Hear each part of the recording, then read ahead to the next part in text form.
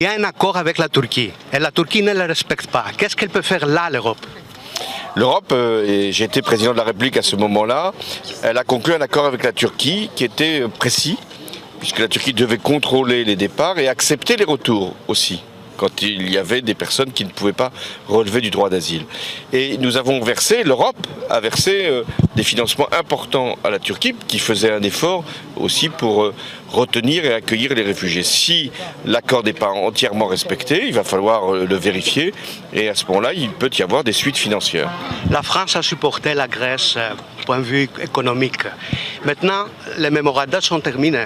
Est-ce que vous croyez que nous sommes à la fin du tunnel, à la fin de l'austérité?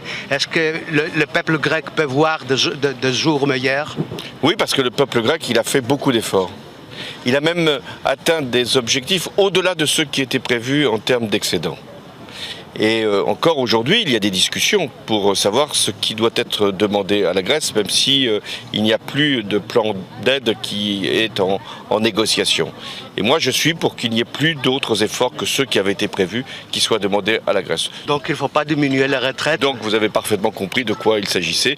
Dès lors qu'il n'y a pas besoin de diminuer les retraites pour atteindre les résultats, pourquoi vouloir infliger une austérité supplémentaire au peuple grec? Un retour au marché privé? Et le retour au marché privé qui doit être facilité. Mais c'est là que l'on voit qu'on n'est jamais seul en Europe. Et ce qui se passe en Italie peut avoir des conséquences aussi sur la Grèce.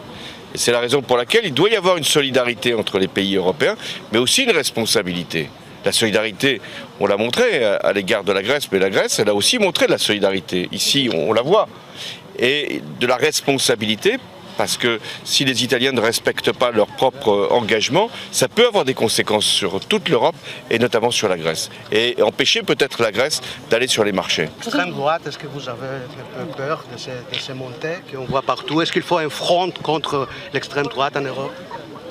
Il faut tenir compte de ce que l'extrême droite représente. En France, elle est là depuis longtemps, l'extrême droite. Mais on voit bien ce que peuvent porter des politiques d'extrême droite, parce que ce n'est pas simplement des forces d'opposition, maintenant c'est des forces de gouvernement. Aux États-Unis, qu'est-ce que c'est Trump, si ce n'est une droite extrême? On voit ce que ça donne. Qu'est-ce que c'est en Italie, un gouvernement d'extrême droite? On voit ce que ça représente. Donc il y a des exemples. Qu'est-ce que c'est qu'en Pologne? Qu'est-ce que c'est en Hongrie? Il n'y a pas besoin d'être simplement sur des confrontations idéologiques. Il suffit de montrer qu'il y a des conséquences dans les votes qui sont faits par les peuples. Mais les néo-nazis, ils sont présents en Allemagne, ils sont présents en Grèce. Oui, ici, l'Aube dorée, en Allemagne, l'AfD, on voit bien que ces partis qui font comme si ils n'avaient pas d'histoire, en fait, ils ont une histoire. Et certains se réclament de cette terrible mouvement qui a été le néo-nazi.